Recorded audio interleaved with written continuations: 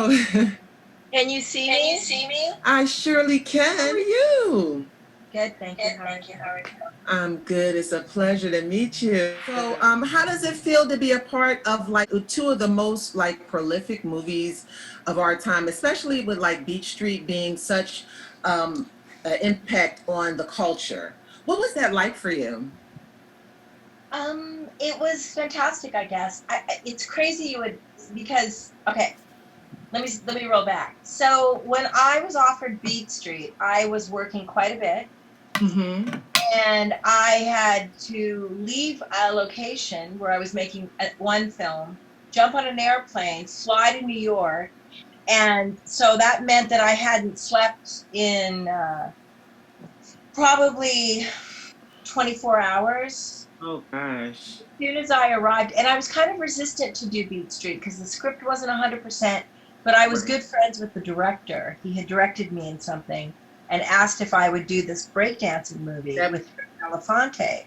Needless to say, when I first arrived to New Mhm. York, Harry Belafonte insisted that I do a 4-hour wardrobe fitting, knowing that I had been filming for 14 hours, Oh took a gosh. red eye, and was standing in front of him with absolutely no sleep. He still insisted that I did a wardrobe fitting.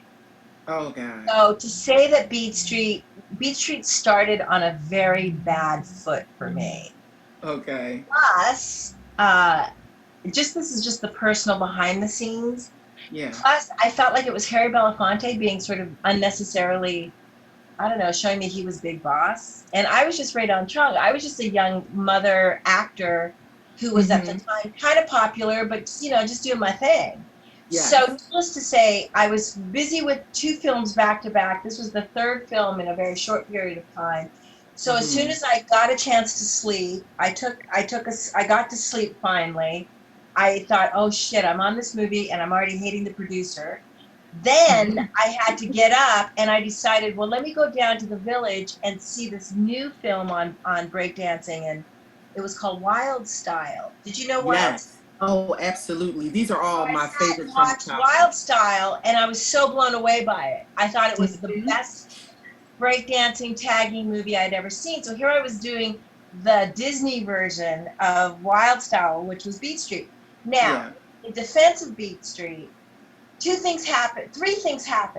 I was abused when I first got there. Harry made me do that thing, which was so fucked up. Right. Second thing was they fired my friend after a week of filming.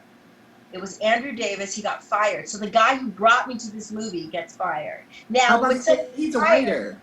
Mm-hmm. Andrew Davis, not the writer, it's Andrew Davis, the director. He did The Fugitive after that. He Okay. did Coney Island, my first film.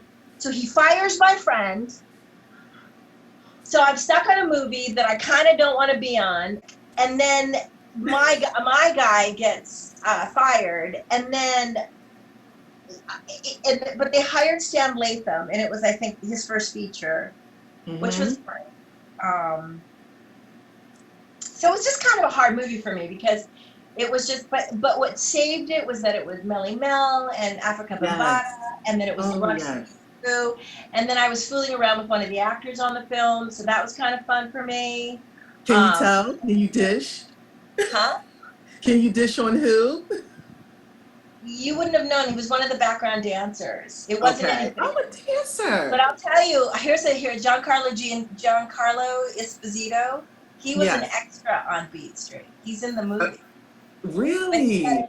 he's got a tiny role. And now look at him; he's a big star. But yeah, he was an extra, and he didn't like me because I was constantly fighting with Harry Belafonte. Were you really? Constantly.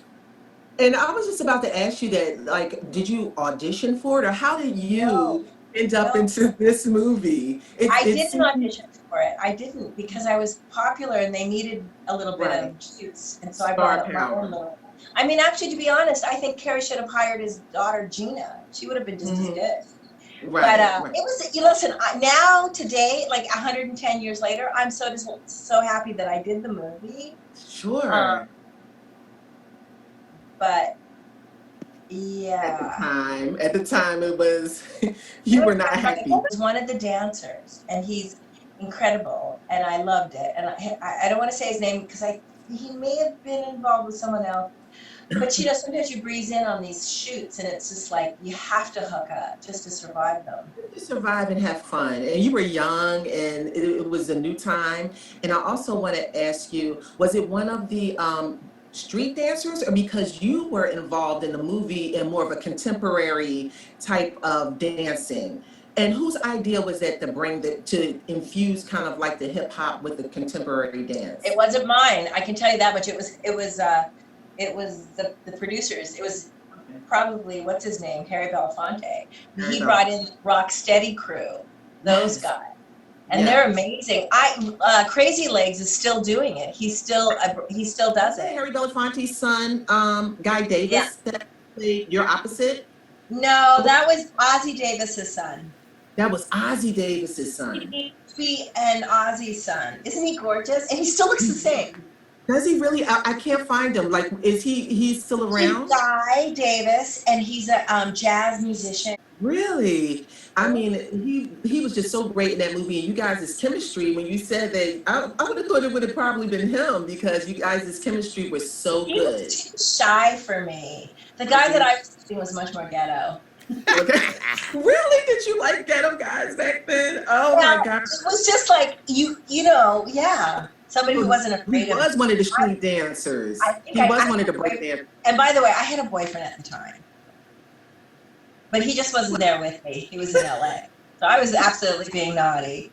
Were you guys allowed to like kind of do your own thing, or did they really have a direct vision of the way that they wanted the movie to go? So were you allowed to like ad lib a lot, or kind of? We were allowed to ad lib because those crowd scenes were huge. Yeah. And they took forever. And we were allowed to ad lib. I mean, you can't really script. Oh wow, ooh, you know. I mean, there wasn't that much there. I wish that I had had a little bit more time with the script, so I could have worked on the conducting, learning how to conduct. That would have been fun for me, because now it's kind of embarrassing. But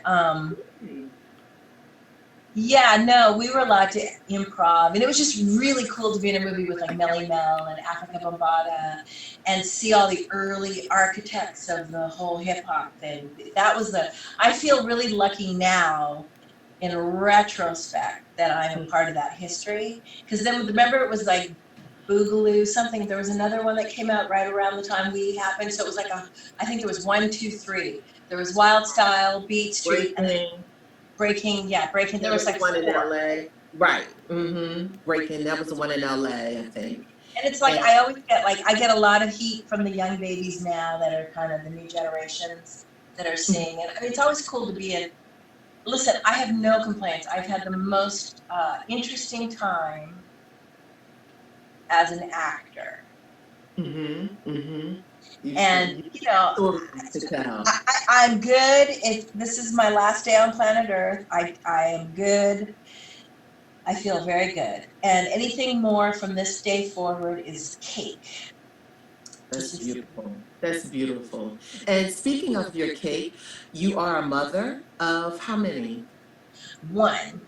One. But okay. I'm a grandmother of 2. Great. And how is grandmother life? It's kind of, I think it's the most satisfying. I think it's more fun than being a mom in a way, because you get to be with them for only the good times. You don't have to worry about the long haul. I get a lot more sleep than my son. I get to say to my son, "You look tired. You should be sleeping more." Right.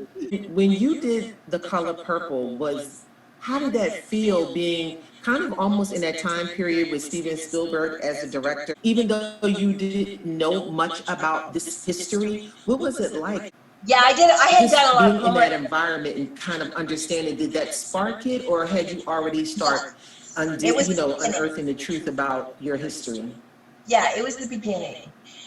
Lawrence Fishburne, he helped me a lot with the accent and stuff. I worked with him. I just saw him teasing a little bit. Yeah, it definitely, The Color Purple was good. It was the first time I'd ever been to the South. I was 24, I think 25, and I had my little 3-year-old with me, and he said, "Mommy, I think we're lost," when we arrived at Monroe, North Carolina, because it was so dingy. And Monroe, North Carolina is the home of the KKK, the original. happened in Monroe, North Carolina. Wow. So in our call sheet, it said, do not go alone anywhere. Mm. Do not go into alleyways or in the forest. Like, don't go for walks. You are not safe. Wow. And it was so bad, the call sheet was like, just stay in the hotel, basically. Stay in a hotel. Mm-hmm. And they had a KKK parade with the hoods. It was crazy. Where did you see it? Yeah, I saw the parade. I didn't stay for the whole thing because it was ridiculous, but I said, oh my God, those people hate us. Like, they don't even know me. I don't think you should be able to hate anyone until you know them. But we didn't get service in a restaurant once. I was with the writer, he's Dutch, and the two of us, we didn't get served. They told us to go away. Wow.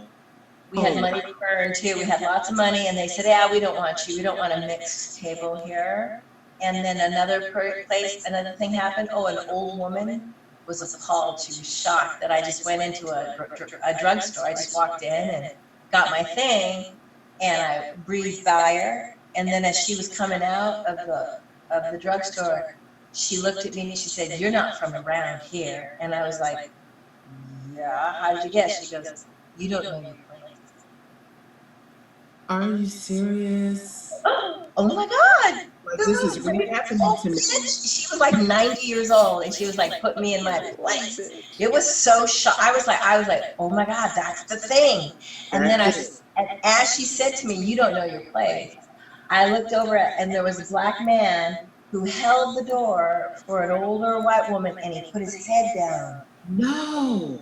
It's like automatic. Like, I could feel like it was just, it was like, oh yeah, the South, there's a thing here. Still here. Oh dude, this was 84. Yeah. If you had one thing to take away from any movie that you ever performed in, what would that be? Like something profound that maybe changed you or changed your life in some way?